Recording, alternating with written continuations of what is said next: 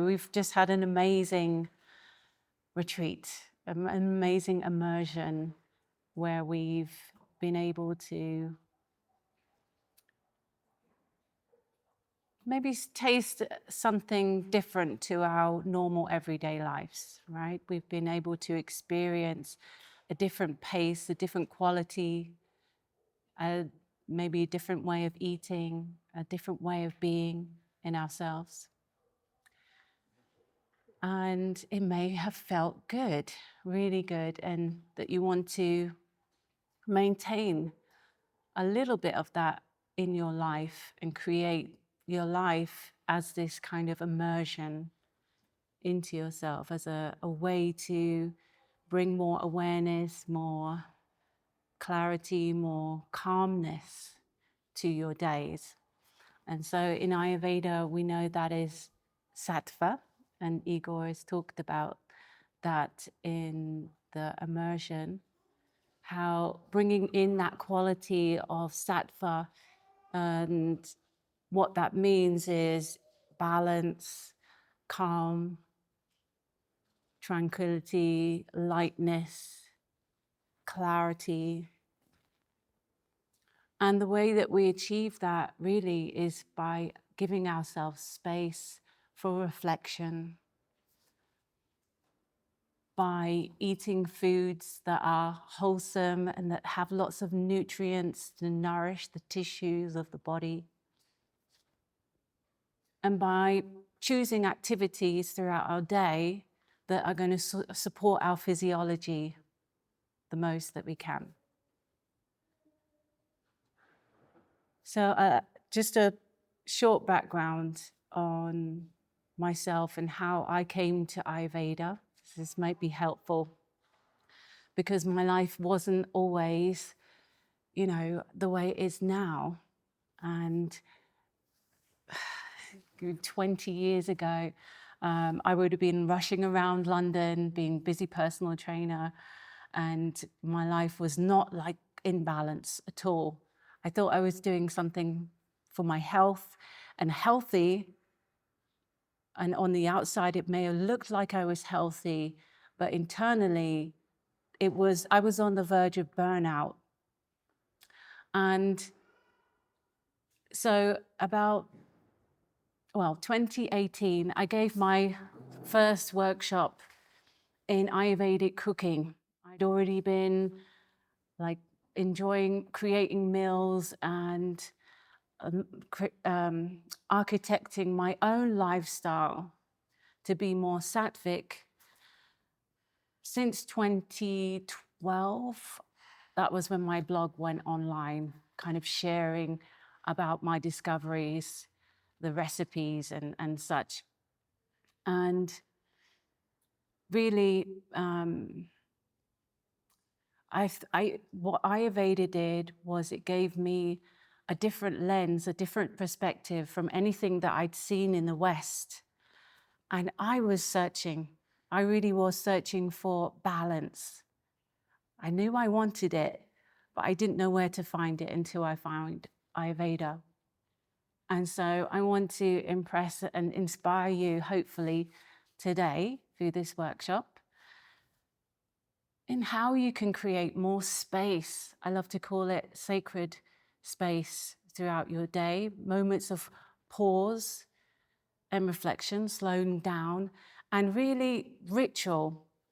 And what ritual is really creating purpose and meaning through little choices that you make for yourself from the morning until the evening.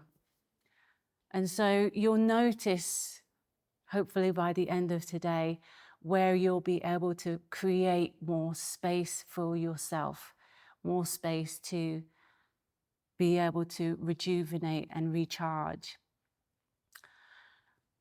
I also would like to share with you something that I am not an expert on by any means.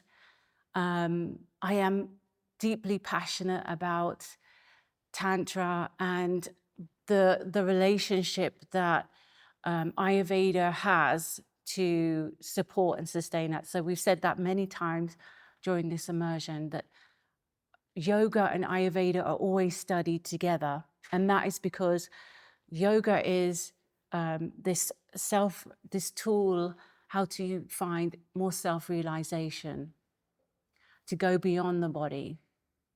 And yet we have Ayurveda as a support, a way to care for ourselves in the most nourishing way. And they do fit together. And so what I'm going to try and do is really give us a sense of what is happening during awakening.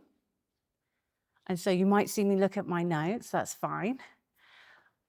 And then we're going to bridge that by teaching you the self-care in how to kind of counteract those effects of awakening. And so that's really what my plan is. And I'm really hoping that you're going to enjoy this, because this is really fascinating. You know, it's really, I'm one of those people that, you know, I just like to know why I'm doing something, and, you know, how I can do it in the most efficient and effective way. And so that's what I want to share. Okay, so first of all, let's go into this more like what is happening during awakening to your endocrine system. Okay, and we're going to share. So Ayurveda doesn't even talk about the endocrine system, to be honest. It talks about the chakra system. And so the chakras are very close to the endocrine glands. And this is where the modern day science comes into this. So we know that the practices that we've been doing all week long, they have, you know, stirred up, activated our different brain cortexes. They have kind of like activated different glands. And so the main one that you may even feel or experience is in the brain, right? This region, the pineal gland and the pituitary gland. And so a lot of people experience, when the Kundalini awakening happens, this pressure on the head, pressure at the top of the head, pressure at the side of the head in the parietal lobes and the front lobe, the third eye. So, and that is because we are affecting the DMN, which is it's a region of the brain which is linked to mind wandering and our self-referral thinking. And what happens is, when this activity happens in the brain, it's associated with more coherence. And so you may experience more states of mindfulness, or where the ego is disillusioned, and we report feeling more free.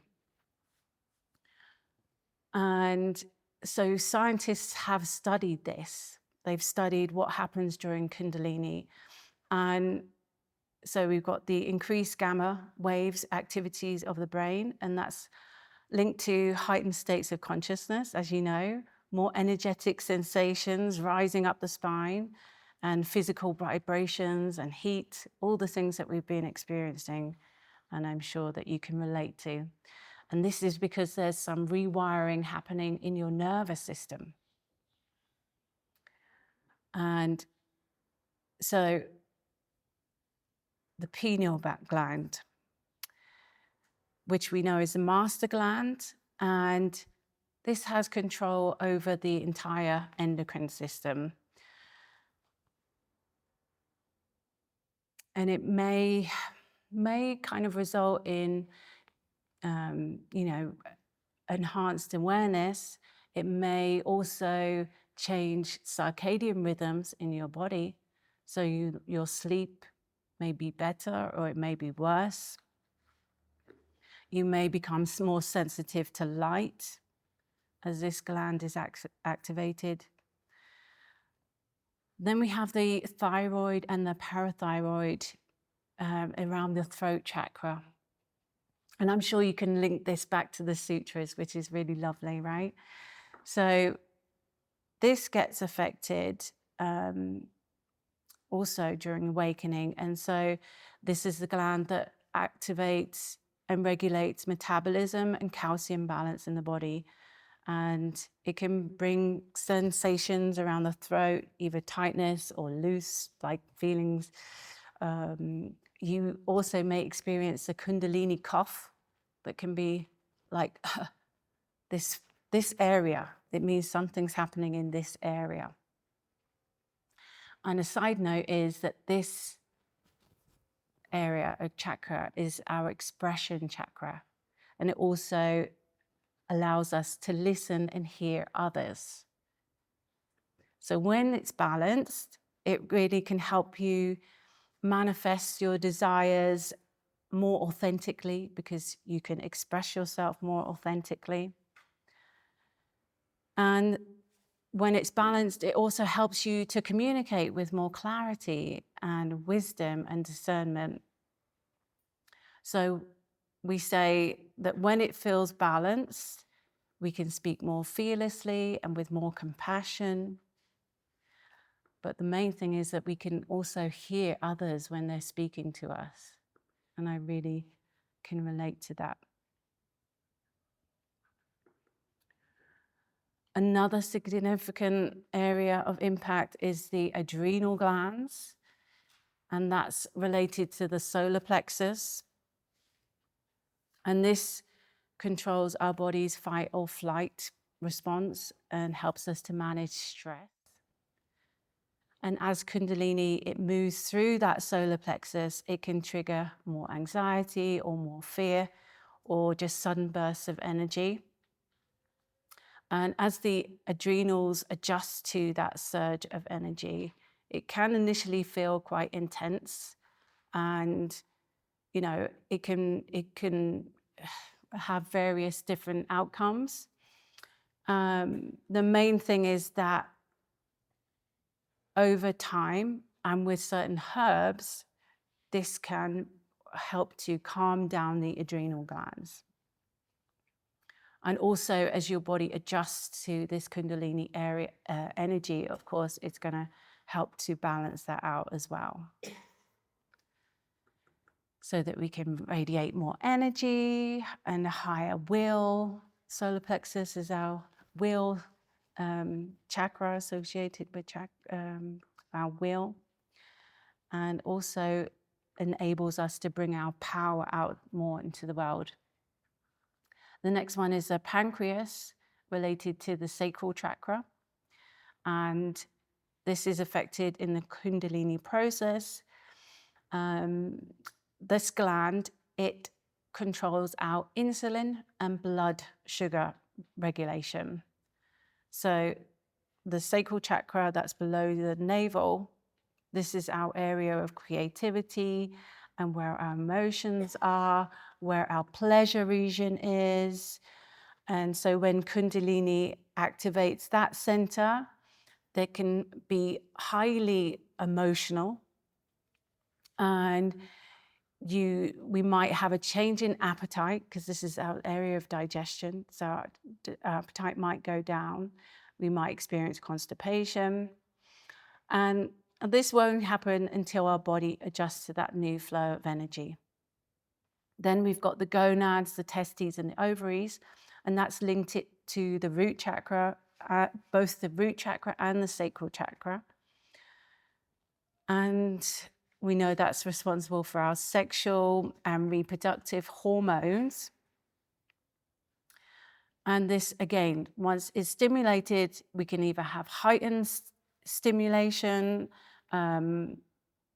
heightened sensation in that region. And, the sacral area, like we just said, is our area of emotions. And If this is out of balance, we can have like these moments where our emotions are just like all over the place. We feel like crying, then we're laughing. So that's that sacral chakra. But yeah, if this area is blocked, we can feel also detachment, isolation, anxiety, low libido, or lack of creativity and inspiration. So finally, we've got the thymus gland at the heart. So this is the one that regulates our immune system and our heart chakra. It can bring a lot of emotions again. Our heart regulates emotions, circulation. We can feel heightened sensations of compassion and love for others. And we may feel warmth in our chest. We may feel expansion in our chest. And so you may also notice that, again, it's when we've got nourishment in our lives, when we've got good rest, good food, we notice that everything stays kind of in this homeostasis. But then when we've got influences of like, poor lifestyle choices where we stay up later than we should, or like we're eating more than we should, or we're eating the wrong foods, then you see, it's such a delicate kind of balance. That's what I want to impress on you. Not to give anyone guilt trips. All right. Yeah, because our attention needs to go in these areas, and that's what brings your body back into balance. We've got... Love this deep dive on balance? Well, I'm teaching everything you need to master work-life harmony absolutely free. Can join me on our workshop Wednesday, June 25th at 7 p.m. Reserve your spot in the description. Watch part 2 to find out about the Tam Matras and the body's building blocks.